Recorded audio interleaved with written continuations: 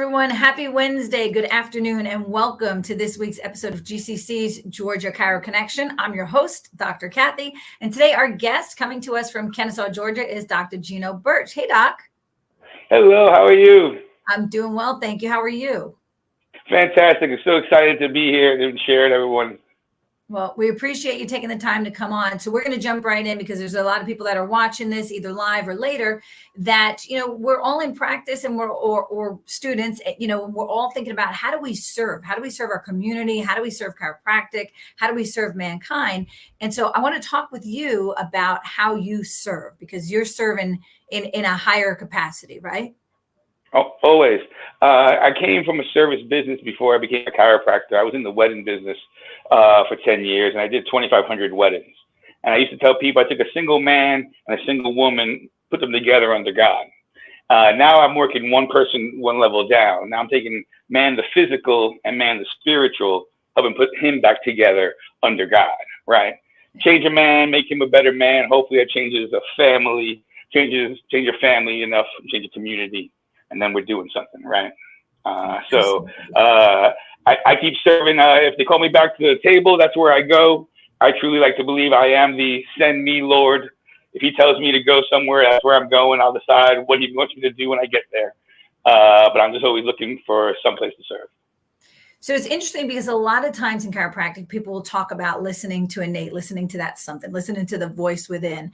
And in real life, right, outside of our offices, a lot of times people don't listen to that voice or, something says, do this and we do whatever we want to do, or you keep hitting a roadblock, but you keep bumping up against it. And you're like, this is where I want to go. And I'm not going to listen to anything else. I'm going to keep doing what I want to do.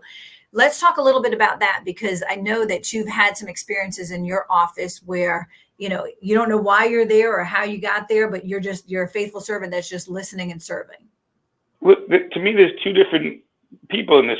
The guy in that office who does the paperwork and on the computer, that's one guy. The guy in this room, different person completely. And sometimes I'll have to finish what I'm doing there in order to come in here, because in my life, I can't have ... I have to finish something. So in order to tap into that, I got to leave the numbers guy that everything has to add up. I have to leave him behind and tap into, all right, get that out. What are you trying to tell me? Because sometimes it's not what they say, but it's how they say it. It's where they were sitting. It's how they walked in. It's those little details that you have to listen to in order to hear what's really going on. It's one of the funny things I tell my interns, because I work a lot. I go to the clinic and I get adjusted twice a week, every week. And one of my analogies I have for them is, who complains more at work? The guy doing twice the work or the guy not doing his job? And most of them will say the guy not doing his job. And I tell them I disagree. The guy not doing his job doesn't want anybody to see him not doing his job. He hides in the corner. The guy doing twice the work, he's the guy who's like, how's everybody going on vacation? Where are you going to lunch? How come nobody's helping me? The squeaky wheel gets the oil, but it's never really the squeaky wheel. Squeaky wheel is just overcompensating for something. So in my clinic, when someone comes in saying, I have left shoulder pain, I'm literally writing down, not the left shoulder. It's anything but the left shoulder. The shoulder is the fire alarm. That's the weak point. But I'm trying to find the quietest thing that's overcompensating, that's causing the overcompensation. If I can find that in my clinic, if I can find that in myself, in my life, then I can be living more of a life of purpose. I like that. You know what? Sometimes in life, it takes us multiple times to get the lesson. And if we could just listen and pay attention and just follow through with what the lesson is trying to teach us, you'll get that lesson until you learn it, right? I've had in relationships not work and realize, okay, well, what was he trying to teach me about this? I've had patients that maybe came in that didn't work. What was it about that he's trying to teach me? If I could, even when I got a flat tire and I got the flat tire somewhere, it could have happened on the highway where I could have been doing 85 as opposed to the side road where he let it happen. If you look at everything that way, you'll be a better life in general, right? I open the door to him even when it comes to my finances and the patients sometimes.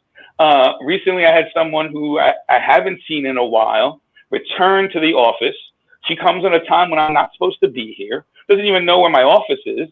And as I'm walking out of the office, she's like, oh, you are here. And not only wanting to come back, she already has her credit card ready. She's ready to pay. And she was somewhere else with another chiropractor. It wasn't working. Now, mind you, on a separate note, I never bash the other guy because I don't know what he was coming from. I never know what he's doing. I wouldn't want him bashing me, so I'm not going to bash him. Right. But I'm glad you're here, and let's work on this now. We got her out of pain quickly, and I was thankful to the Lord for sending her because I needed the money when it came. I almost told her, listen, we'll take care of the payment later. She's like, no, take it now. And I'm like, I really need it now. But you know what? The crazy thing about her is she got better fast and then got worse. And got worse in a weird way. And she was saying things that didn't make sense to me. When I make a certain position, it almost takes my breath away. The pain is so bad, it takes my breath away. And I never heard that. And I knew there was something there. And I keep trying. I'm changing my technique, changing my direction, changing the way, and it's not changing. So I know it's not my time. We end up going to Life. We get x-rays. I like doing them at Life because you get the report. It tells you everything you need to do. Also resolves you of some responsibility because it's now the radiologist who says it's there, correct? And they send us to another. She ends up having a 16-centimeter goiter, and instead of growing out, grew down and was shifting things in her chest. And when she would make a certain position to put her shirt on, that's when it would probably close off part of either her lungs or her blood vessels, and she would lose breath. This woman could have easily have left halfway through our care because she had gotten worse. And she would come in and she goes, Doc, don't take this bad. No ego here, but why? I don't understand. We were good. But it was changing and it was different and it was moving. And I had to stick with the principle until I knew that it wasn't my turn anymore. And as soon as it wasn't my turn, I raised my hand. I said, we got to do something about this.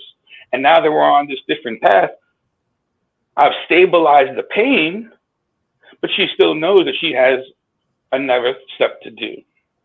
What I'm saying is here is not only am I listening to it on the good, but when it rings bad to me, I got to listen to that too, right? I talk things out sometimes with them until he downloads to me. I talk it out enough until he comes in and gives me that little piece. As soon as I felt that, I had to listen to that too.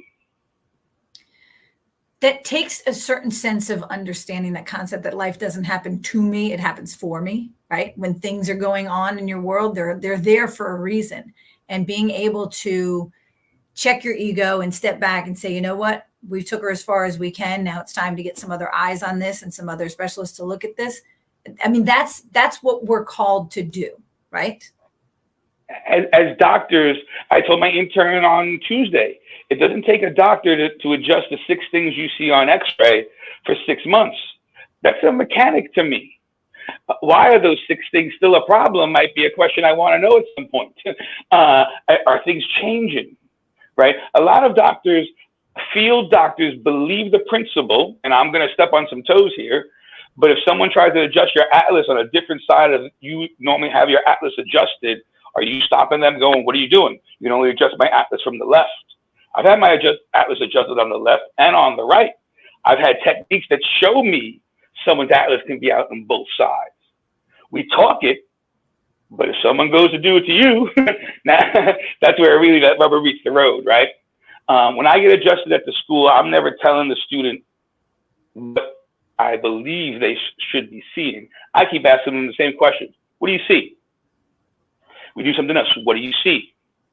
Tell me what you see, and I can help you understand what that means. But they're losing that. They're so locked up in the lateral flex, curl over. What do you look at the body? Where is the ease in this? Right. And I'm trying to find ease in my life. I'm trying to find ease in my relationships. And I'm trying to find ease in the body every day. I love it. I love it. So inspiring. Give us another story about one of your patients that just had a phenomenal reaction, results, great life story through chiropractic. I'll give you one that great and then it turns, but lady comes in with headaches, right? Now I tell people I understand headaches more than most. That's what brought me to chiropractic. I blame my mother because she got migraines, so I inherited them from her, right? but she had 3 pillows, so I had 3 pillows. Is it because I slept like this, or is it because of hereditary? I think we know it's the pillows, right? Woman comes in with headaches, gets better, gets better, gets better. Next thing you know, her shoulder's up here, and she's walking around going, "Hey, doc, what's going on with this?" And I do a lot of posture in my office, and little by little, her posture, headaches are gone, but the posture's worse. She ends up leaving because the devil that she knew, the headaches, was easier to deal with than walking around like Quasimodo. And in my mind, she didn't stay around long enough for the body to pendulum and find that midpoint. Subjectively, she was better. She came in for headaches. Headaches are gone. What about this? I've seen her now. She's back to a normal posture and still complains about the headaches, right? She knows where the help is if she needs it. I'm not going to judge her for leaving, but I believe if she would have stayed the entire length here for the long haul, right? We're so used to get quick now in this society, it gets worse every day, right? In this office here, I tell them, I don't make anything sound nice. This is going to be the worst you've ever felt. This is going to be horrible.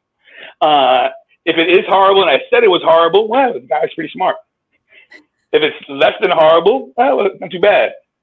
But if you say it shouldn't be too bad, or this is going to be, you might be a little sore, and they're at the worst ever, well, then did he mess up? No, I make it sound like a torturer in here. Someone cries, I'm like, wasn't the first, won't be the last. Because sometimes it takes getting through that pain in order to get to health, right? Yeah. A woman with problems with her cycle has to normally be on her cycle in order to change it. I've had 2 people with nosebleeds bleed on the table and never bleed again. Bled every night and bled on the table, adjust them during that, and never bled again. He has it there for a reason. That thorn in your paw is there for a reason. Yeah. It's easy for us to pluck it out. Maybe we should try to figure out why it's there. I love it. Great analogy. Thank you for sharing that. I love it. Absolutely. Thanks so much for coming on. Listen, we've got some dates coming up that we need to let you know about because GCC is on the move. We're doing some great things. We've got our annual Cinco de Chiro coming up. You know, that's our Cinco de Mayo event where we have a little fiesta, a little philosophy, some fellowship. That's coming up on Saturday, May 4th. And then we jump into our Summer CE. Our first one's at the Atlanta Marriott. I know it just came across your screen, but it's coming back across again. It's at the Atlanta Marriott, but not the one where we normally are. It's the one over by 400 and 285. It's the Marriott Perimeter. There we go, Perimeter Center. That's coming up June 22nd and 23rd. You can get all of your continuing ed credits in one weekend. And mark your calendar because our 7th annual Chiro Cup is coming up in September. It is Friday, September 13th. You guys asked for a Friday. We gave you a Friday. So make it work. Get it on your schedule. Share it with your patients. Share it with your golfers. Register for your foursome. If you've got a business that you want to be a sponsor, let us know. If you can't attend and you just want to send some money as a donation, we would gladly take that as well because through chirocup.com, we're able to take your donations and use them to help support research in chiropractic and public awareness campaigns for chiropractors. So mark your calendar, check out all the information on our website, georgiachiropractic.org, or for the Chiro Cup, you can just simply go to chirocup.com. Dr. Geno, thank you so much for coming on with us today. You're welcome. If you go into the perimeter, be careful. There's a lot of traffic changes around there. It takes you all around, so you leave a little bit early because otherwise you're going to miss your start time. And if anyone needs someone to drive the cart for the Chiro Cup, I can do that. I don't play golf, but I can definitely drive a cart. So if you need a cart driver, I'll be there. Awesome. Thank you so much. Everybody else, thank you. We'll see you next week right here for GCC's Georgia Chiro Connection. Bye-bye.